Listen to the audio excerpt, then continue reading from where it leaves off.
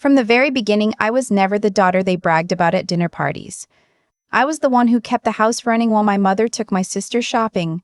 I was the one who learned to be quiet when my father was tired, to disappear when my sister was crying, to ask for nothing so that everyone else could have everything.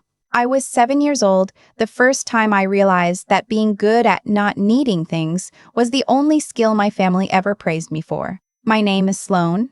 I'm 29 years old. And last spring, on the day I got married, my parents didn't show up. They chose my brother instead. I need you to understand something before I tell you the rest of this. I'm not someone who cries easily. I didn't cry when I moved out at 18 with 2 suitcases and a checking account with $400 in it. I didn't cry when I worked double shifts at a restaurant for 2 years to put myself through community college before I transferred. I didn't cry when I got my nursing license and called my mother to tell her, and she said, "That's nice, honey. Your brother just got a call back for that audition. Isn't that exciting?" I have learned, over many years, to metabolize disappointment the way other people metabolize food. Quickly, quietly, without making a mess. But standing in a bridal suite in a rented dress, I had altered myself, looking at my phone at a text from my father that said something came up with your brother. "We're so sorry, we'll make it up to you." I cried for about 4 minutes. Then I washed my face, reapplied my mascara, and walked down the aisle alone. This is that story. My brother's name is Cole. He is 25, 4 years younger than me, and he has been, for as long as I can remember, the sun that our entire family orbits around. I don't say that with bitterness. Or, I try not to. I've been in therapy long enough to understand that what happened to both of us wasn't entirely fair to either of us. Cole didn't ask to be the favorite. But he also never, not once in his adult life, pushed back against it. He never said this isn't right. He never called our parents and said, "Why didn't you go to Sloan's graduation?" He just accepted everything that was handed to him, the way people do when they've never been asked to reach for anything. Cole wanted to be an actor. He moved to Los Angeles at 22 on money our parents gave him, $10,000 to cover first and last month's rent, a used car, and what my mother called runway to pursue his dream. When I was 22, I was sleeping on an air mattress in a studio apartment I shared with a coworker, saving up for a security deposit on my own place. No one offered me runway. No one offered me anything. I had learned early that asking was embarrassing for everyone involved. I'm not telling you this to make Cole the villain. He's not. He's just a person who was handed a role and never questioned it. The villains in this story are smaller and quieter than that. I met my husband Rhett when I was 25. He was a high school history teacher, patient in the way that only people who genuinely like teenagers can be, steady and warm and completely unbothered by my tendency to hold things at arm's length. He knew from our third date that my family was complicated. By our first anniversary, he had a fairly complete picture. By the time he proposed, he understood that whatever we built together, we were mostly building in ourselves. We got engaged in October. We planned a small wedding. 40 guests, a venue that used to be a converted barn outside the city, a Saturday afternoon in April. We paid for everything ourselves. We didn't ask my parents for money. We didn't ask Rhett's parents either, though they offered. We wanted it to be ours. I invited my parents 8 months in advance. I sent a save-the-date card. I followed up 3 months later with the formal invitation. My mother confirmed they were coming. My father confirmed they were coming. My brother confirmed he was coming, though he mentioned he might be a little late because he had an audition that morning, which I noted and filed away in the part of my brain that handles low-grade dread. I didn't invite my parents to the rehearsal dinner. We kept that small, just Rhett's family and our 2 closest friends. I told myself this was intentional, a boundary, a choice. The truth is that I didn't want to spend the night before my wedding managing my family's energy. I wanted one evening of uncomplicated joy, and I knew enough about my parents to know those 2 things couldn't coexist. The morning of the wedding, I was up at 6. I did my own hair, which had taken me 3 practice runs to get right. Rhett's sister, who was my maid of honor, met me at the venue at 9 with coffee and a breakfast sandwich, and the kind of steady, cheerful presence that made me remember why I loved his family so much. We laughed about small things. We steamed the dress. I felt, for a few hours, completely fine. My mother texted at 11 to say they were on their way. At 12:30, 40 minutes before the ceremony, my phone buzzed. It was my father. Sloan, we are so sorry. Cole had an emergency this morning. We had to take him to urgent care. We didn't want to worry you before the ceremony. We're with him now. He's going to be okay, but we can't make it. We love you so much. Please know we are there with you in spirit. We'll make it up to you. I promise. Congratulations, sweetheart. I read it twice. I want to tell you that I felt rage. Rage would have been clean, uncomplicated. Something I could have set down after a few minutes. What I actually felt was something much older and more tired than rage. A kind of heavy recognition, like when you see a weather pattern coming from so far away that by the time it arrives, you're not surprised, just wet. Of course, I thought. Of course, I showed the text to Rhett's sister. She read it and looked up at me with an expression I will never forget. Not pity, exactly, but something close to fury on my behalf. Controlled and quiet, the way you get angry for someone you love when they refuse to be angry for themselves. Do you want to call them? She asked. No, I said. Do you want to postpone? No. Do you want to go get married? I looked at her. I looked at the dress hanging on the back of the door. I thought about Rhett standing at the end of that aisle, who had shown up for me every single day for 4 years without once making me feel like a burden. Yes, I said. I really do. My brother's emergency was a sprained ankle. I found this out 3 days later, when my mother called to check in and mentioned it almost in passing. He had tripped on the stairs of his apartment building, she said, and it had swollen badly, and they hadn't known if it was broken, so of course they had gone with him. A sprained ankle. I said nothing for a long moment. Then I asked, carefully, did you consider telling me before the ceremony so I could have at least processed it? My mother said, we didn't want to ruin your day. I thought about the 5 chairs I'd reserved at the front of the venue, 2 for my parents, 1 for my brother, 2 for my father's sister and her husband, who had driven 3 hours and actually showed up. I thought about how I had written my parents' names on little paper cards and set them on those chairs myself the week before, when Rhett and I went to do the final walkthrough. I thought about how after the ceremony, I had quietly removed those cards and put them in my bag because I didn't want anyone to ask questions. You didn't ruin my day, I told my mother. But you weren't there for it either. She was quiet. Then she said, you know how Cole gets anxious in medical situations. And that sentence right there is the most complete portrait of my family I can offer you. Cole gets anxious in medical situations. Not we should have been at your wedding. Not I understand this was important. Just Cole gets anxious. As if that were a law of nature I should have accounted for in my seating chart. I got off the phone and I sat in my kitchen for a long time. For the next few weeks, I let things be what they were. Rhett and I were busy with thank you notes and returning to work and all the ordinary logistics of having just gotten married. I didn't call my parents. They texted occasionally. A photo my mother had seen that reminded her of me. A meme my father thought was funny. A short video of Cole at some showcase that my mother forwarded without comment. I responded to some of them. I didn't respond to others. I was not ready to have the larger conversation, and I had learned enough about myself by then to know that having it before I was ready would only make things worse. The larger conversation came to me. About 6 weeks after the wedding, my father called on a Sunday afternoon. This was unusual. My father typically texted, and when he did call, it was brief and logistical. A Sunday call meant something. He asked how I was. He asked how Rhett was. He asked how Rhett was. He asked about work, which was busy because it was always busy. Then he cleared his throat in the way he does when he is transitioning to the point, and he said, "Your mother and I wanted to talk to you about something. About Cole." I waited. Cole, my father explained, had been doing some commercial work and some background acting work, but the income was inconsistent, and he had gotten behind on rent. He had also, apparently, taken out a personal loan 18 months ago to cover some expenses, an acting class, some headshots, equipment for self-tape auditions, and that loan had accumulated interest and was now sitting at around $22,000. His landlord had been patient, but Cole was now 2 months behind and facing eviction. My father paused. "We've been helping him as much as we can," he said, "but we're at a point where we don't have the liquidity to cover this without affecting our retirement accounts, and your mother and I were hoping." "No," I said. My father stopped. Dad, I said, I'm not going to help cover Cole's loan. Sloan, we're not asking you to cover all of it. We're just asking if you might be able to contribute something. Even $5,000 would make a real difference, and we pay you back when we could. You won't though, I said. Not harshly, just honestly. You never have.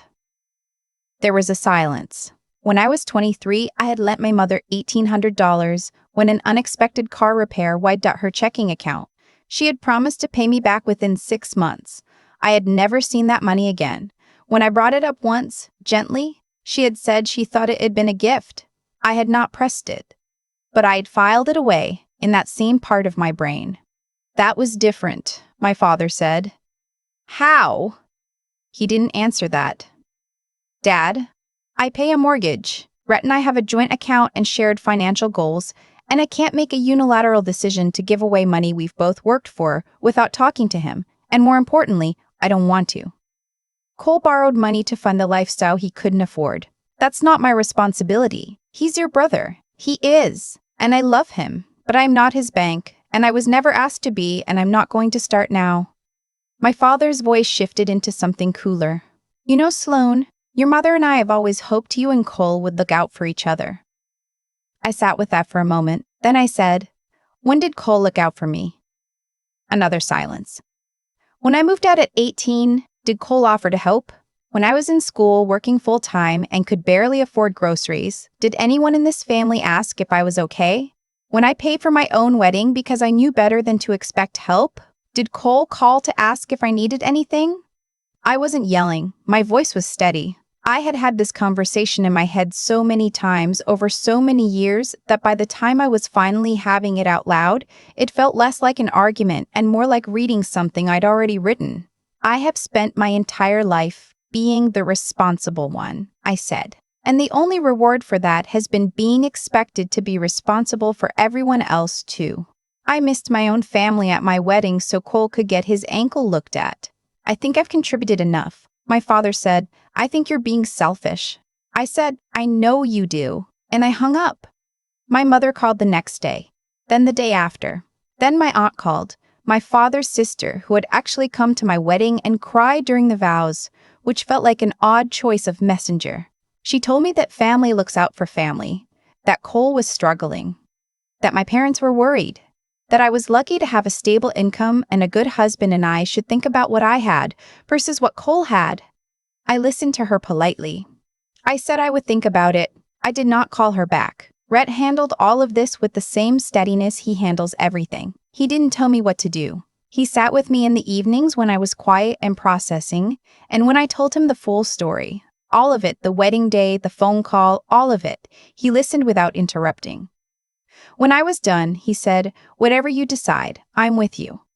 I already knew that, but it helped to hear it. 2 weeks after the call with my father, I sent an email. Not a text, an email, because I needed the distance of typing rather than speaking, and because I wanted a record of what I had said in my own words. I wrote to both my parents. I told them that I loved them and that I was not interested in cutting them out of my life, but that I needed them to understand some things that I had never said clearly enough before. I told them that paying for my own education, my own apartment, my own wedding, none of that had been a choice I made to prove something. It had been a necessity because I had learned very early that help in our family flowed in one direction, and I was not at the receiving end of it. I told them that I was not going to help Cole with his debt, that this was a firm decision, not a negotiating position, and that continuing to pressure me about it would only create more distance between us, not less. I told them that if they wanted a relationship with me, I wanted one too. But it needed to be a relationship between adults who respected each other's choices, not a dynamic where I was permanently positioned as the family safety net. I told them I was sorry the wedding had been painful, that I was sorrier than I had said out loud that they hadn't been there, that the 5 chairs at the front of that barn had been for them, and seeing them empty was one of the hardest things I had experienced, and I deserved to be able to say that without them deflecting to Cole's anxiety. I hit send. My mother responded 4 days later. It was 2 paragraphs, careful and a little formal, which told me she had probably drafted it several times. She said she was sorry I felt like the family support had been unequal. She said she loved me. She said she hoped we could talk soon. She did not say she was wrong, but she also didn't argue. From my mother, I have learned that is sometimes as close to an apology as things get. My father has not responded. It has been 2 months now. I check my phone sometimes and feel the absence of his name in my inbox and try to decide how I feel about it. Some days it hurts. Other days it feels, very simply, like information. Like finally having the data to confirm something I had suspected for a long time. Cole got a roommate and worked out a payment plan with his landlord. I don't know the details. My mother mentioned it briefly on a call last month, in a tone that suggested she wanted me to feel relieved. And I was relieved for him, genuinely, in the way you feel relieved when any person you care about avoids a disaster. But I noticed that she didn't say thank you for not creating a bigger problem, or I understand why you said no. She just mentioned it. And then we talked about something else. That's the thing about family dynamics that run this deep. They don't resolve cleanly. There is no single conversation that resets everything. There is no moment where someone says you were right, we got it wrong, here's your apology, here's your vindication.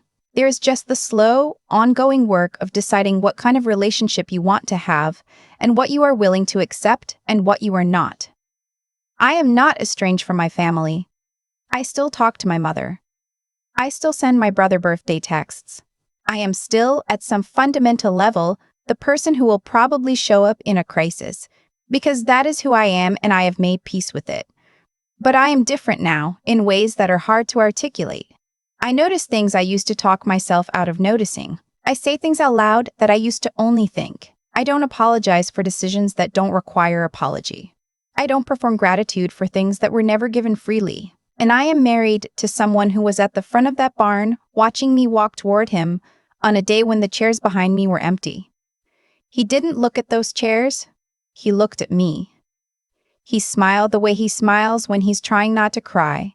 And he held out his hand, and I took it. That morning, when I was standing in the bridal suite reading my father's text, I had thought for just a moment, is this a sign? Should we postpone? Is this too broken a foundation to build on? And then Rhett's sister had handed me a coffee cup and said, you ready? And I had looked in the mirror and thought, the foundation I'm building on isn't them. It was never them. The foundation is the thing I've been building quietly for 10 years, while everyone was looking somewhere else. I walked down that aisle. I meant every word I said. And for the first time in my life, I was celebrated. Really, fully celebrated by every single person in that room. That was enough. That was more than enough. If you are listening to this and you know what it feels like to be the one who keeps showing up while no one shows up for you, I want you to hear this. The life you build in spite of that is yours, not theirs. Yours. And the people who choose to be in it, the ones who actually choose, they are your family too. Before I go, I want to ask you something. Have you ever had to decide what kind of relationship you were willing to have with people who love you, but not quite in the way you needed? And right now, wherever you're listening from, what did you choose? I've thought a lot about why things played out the way they did. Not in a bitter way, or at least, I try not to. More in the way you turn a rock over and just look at what's underneath, without needing to throw it at anyone. Here's what I've come to understand. The way my family treated me was never really about me. It was about what I represented to them. I was the one who didn't need anything. I was the one who figured it out. And somewhere along the way, that became permission. Permission to keep not showing up, because I would always be fine. The cost of being capable, in my family, was being treated as though I didn't have needs at all. That's a kind of slow injustice that's hard to name while you're living inside it. It doesn't happen in one dramatic moment. It happens in 100 small ones, in the phone calls that don't come, in the chairs that stay empty, in the money that's never paid back, in the crises that belong to someone else and somehow still become your problem. And because each individual moment seems small, you talk yourself out of saying anything. You tell yourself you're being sensitive. You tell yourself it's fine. You tell yourself that this is just how families are. It took me a long time to understand that the fact that something is common doesn't make it fair. When I finally said out loud, clearly, directly, without softening it, that I was not going to carry Cole's debt something shifted in me that I hadn't expected. It wasn't triumph. It wasn't even relief exactly. It was more like the feeling of setting down a bag you've been carrying so long you forgot it wasn't part of your body. I hadn't realized how much weight I had normalized until the moment I chose to put it down. The decision cost me something real. My father still hasn't responded to my email. That silence sits in me sometimes like a stone. I'm not going to pretend it doesn't. But I've learned that the alternative, continuing to absorb the cost of other people's choices in exchange for a relationship that only runs in one direction, wasn't actually a relationship. It was a performance. And I had been performing for a very long time. What I know now, standing on the other side of it, is this. Integrity isn't something that announces itself. It's built in the quiet moments when you do the right thing for yourself even when no one is watching, even when it costs you. Even when the people who were supposed to teach you what right looked like are the ones you're protecting yourself from. I paid my own way through school. I paid for my own wedding. I said no to something unfair. None of those things made me a hero.